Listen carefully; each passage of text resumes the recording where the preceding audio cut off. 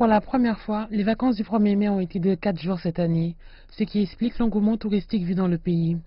En Chine, quelques 195 millions de voyages touristiques à l'intérieur du pays ont été effectués durant les congés. Il s'agit d'une hausse de 14% par rapport à l'année dernière. Dans la ville de Chongqing, les parents ont privilégié les activités en plein air pour leurs enfants. Certains ont même choisi les sports extrêmes comme le parachutisme.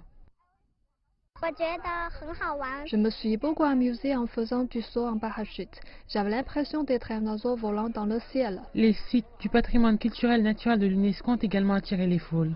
La montagne Taishan dans le sud-est de la Chine a accueilli plus de 300 000 visiteurs durant cette période, sans oublier le comté de Wuyan dans le sud-est de la Chine, qui est souvent considéré comme le plus beau comté de Chine. Les populations apprécient la symbiose entre l'architecture résidentielle et la nature qu'offre ce lieu.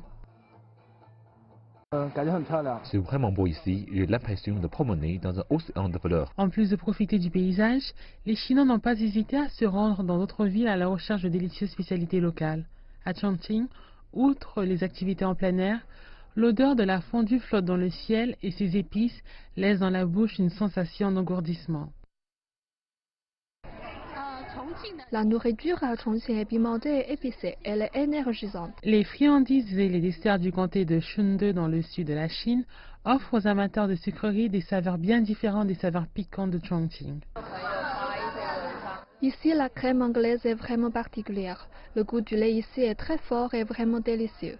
Quant au tourisme au Xinjiang, à part la promotion de la culture et des activités récréatives, les restaurants ont également gagné de l'argent.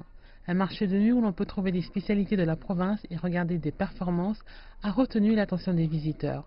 Et selon des officiels, les congés du 1er mai ont généré des revenus de plus de 17 milliards de dollars à la Chine cette année, soit une hausse de plus de 16% par rapport à l'an dernier.